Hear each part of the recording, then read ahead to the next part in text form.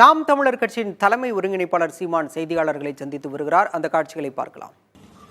நம்ம நாட்டில் எது தங்கச்சி பரபரப்பு இல்லை, லட்டு பரபரப்பு, சிலேபி பரபரப்பு, அப்புறம் பஞ்சாமிர்தம் பரபரப்பு, அப்புறம் பிணை கிடைக்கிறது பரபரப்பு.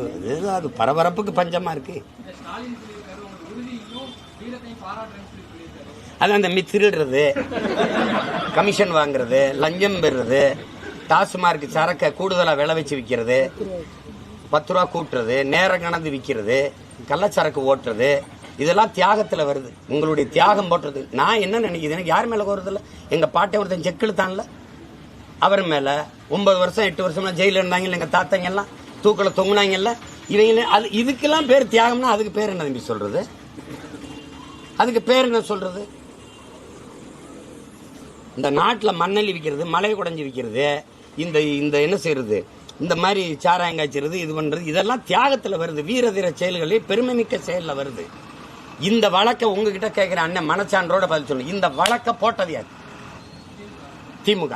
நல்லா தெரியுதுல்ல, உள்ள வச்சது யார்? இப்ப இருங்க, சிரிக்காதீங்க. அதிமுக ஆட்சியில நீங்க அவர் மேல வழக்கில் தான் உள்ள போயிட்டு வந்திருக்கிறாரு. உள்ள போங்க அப்புறம் வாங்க. இது என்னது, நீங்க அனுப்புனது நீங்க தான். இப்ப வருக உங்க தீர செயல் வீர செயல் உங்க கட்சியில இருந்தா வீர தீர தியாகம் ஆயிரும், அடுத்த கட்சியில இருந்தா அது ஊழல் குற்றச்சாட்டாயிரும். இதே ஐயா கரூர்ல பேசினது இருக்கு. கட்ட கேட்டுக்கு இவர் முதலமைச்சர் வேட்பாளர் பட்டியலே இருக்கிறார். இந்த செந்தில் பாலாஜி செய்த ஊழல் தெரியுமா? அனுப்பிட்டா தம்பி உங்களுக்கு பகிரில ஐயா பேசுனது.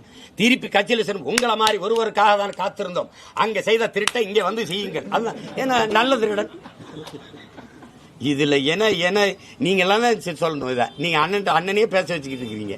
இந்த கொடுமையெல்லாம் வந்த உடனே அதுல பாருங்க, அவர் அமைச்சராவதில் எந்த தடையும் இல்லை என்று சொன்னா அமைச்சர் ஆக்குவாங்க. யார் அதிகமா வசூலிச்சு கொடுக்க கப்பம் கட்டுறாங்களோ அவன் நல்ல அமைச்சர், அவ்வளவுதான்.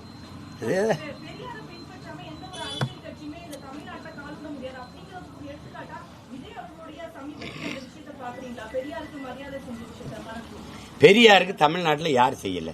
பிஜேபி வேணா செய்யாம இருக்கும், வேற யார் செய்யல? எல்லாரும் செய்யறாங்க. என் தம்பி மாலை வச்சுட்டு பெரியார், நான் பெரியார் கொள்கையை பின்பற்ற போறேன், நான் திராவிட அரசியல பின்தொடர்றேன், ஏதாவது பேசினாரா? மாலை இடுறதுனா நீங்க உங்களுக்கு ஒரு என்ன செய்தி சொல்றதுன்னு தெரியல, ஒன்னே திராவிட அரசியலுக்கு போயிட்டாரு. செந்தில் பாலாஜி என்ன தியாகம் செய்து விட்டா சிறைக்கு சென்றார் என நாம் தமிழர் கட்சியின் ஒருங்கிணைப்பாளர் சீமான் கேள்வி எழுப்பியிருக்கிறார். செந்தில் பாலாஜிக்கு ஜாமீன் கிடைத்துள்ள நிலையில் தற்போது அது பற்றிய கேள்விக்கு அவர் பதிலளித்த காட்சிகளை பார்த்தோம். இது பற்றிய விவரங்களை பின்னர் வரும் செய்தி தொகுப்பில் பார்க்கலாம்.